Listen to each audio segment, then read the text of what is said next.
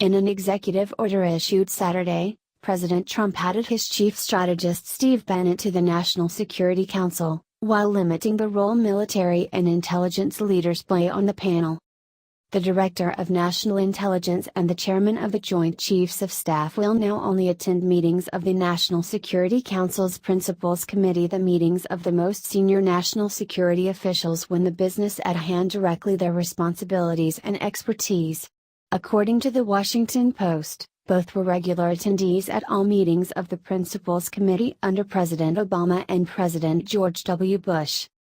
Bannon, on the other hand, will be allowed to attend all meetings of the Principals Committee.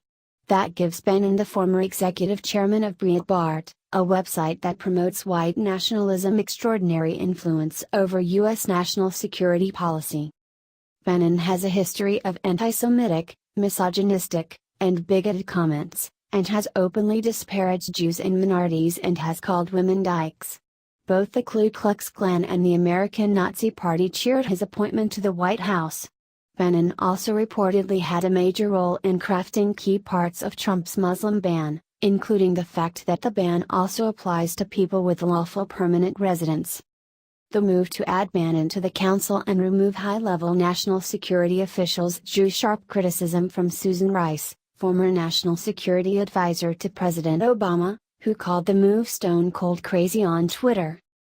ABC News also pointed to comments Joshua Bolten, former chief of staff to George W. Bush, made at a national security forum last September. He explained why President Bush was always adamant that Karl Rove, White House advisor, not attend any meetings that dealt with national security. It wasn't because he didn't respect Karl's advice or didn't value his input, Bolton said. But the president also knew that the signal he wanted to send to the rest of his administration, the signal he wanted to send to the public, and the signal he especially wanted to send to the military is that the decisions I'm making that involve life and death for the people in uniform will not be tainted by any political decisions.